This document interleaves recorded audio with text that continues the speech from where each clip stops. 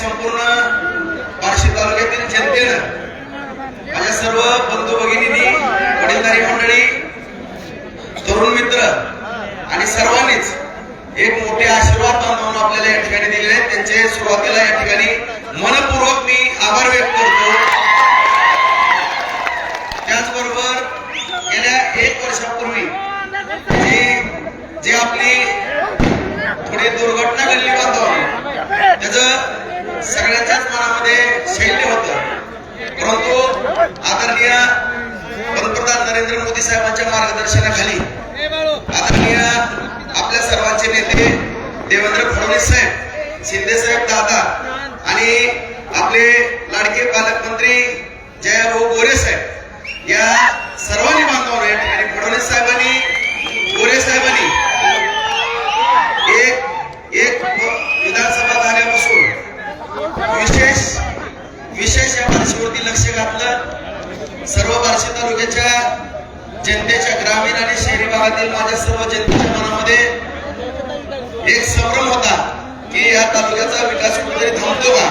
मी वेळोवेळी सांगत होतो बांधवांनो की ज्या जनतेने एक माझ्यासारख्या सामान्य कार्यकर्त्याला हातातल्या फोडासारखं जपलेलं आहे आणि ह्या जनतेची सेवा मी माझ्या जीवनामध्ये शेवटचा श्वास असेपर्यंत करत राहणार आहे. त्यामुळे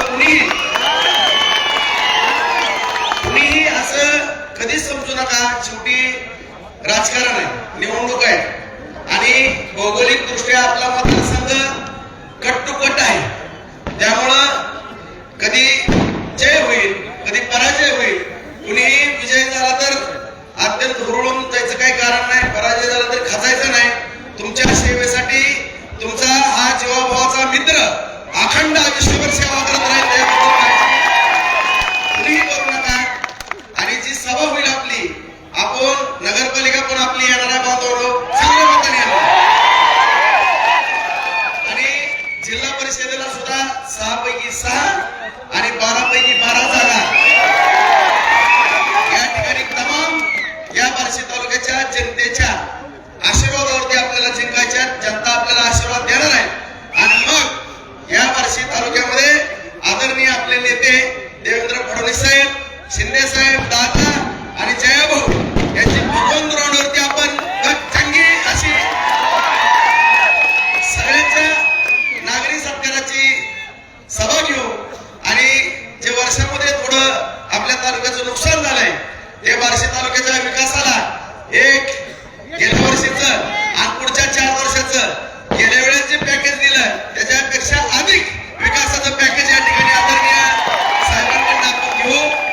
आणि या बार्शी तालुक्यातल्या सर्व बंधू भगिनींना मी आश्वासित करू इच्छितो, कुणीही काळजी करू नका.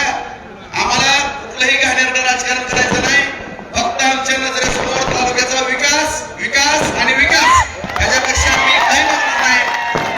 आम्ही ज्या पद्धतीने बोललेलो आहे, शेतकऱ्याच्या शेतीला पाणी, MIDC, तरुणाच्या हाताला काम आणि या बार्शी तालुक्याचं अर्थकारण मजबूत करणं आणि प्रत्येकाच्या मनात सोन्याचा घास जावा या दृष्टिकोनातून रात्रीचा दिवस कष्ट करण्याकरता हा भक्त आणि तुमचा एक परिवारातील घटक, तुमच्या कुटुंबातला एक घटक आयुष्यभर सेवा करत राहील असा पुन्हा एकदा शब्द देतो. आणि बांधवांनो, ही सहकारातली निवडणूक होती, अत्यंत कठीण अशी परीक्षा होती. ही कठीण परीक्षा आपण पास झालो. त्यामुळे येणाऱ्या पुढच्या सगळ्या परीक्षा आपण पास होऊ असं या ठिकाणी खात्रीदायक सांगतो. आणि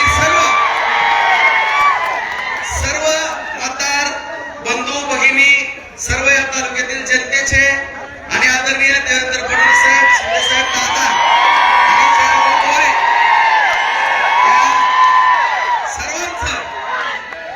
सर्वांचं खास करून या ठिकाणी आभार व्यक्त करतो. कोणीही कुठली काळजी करू नका.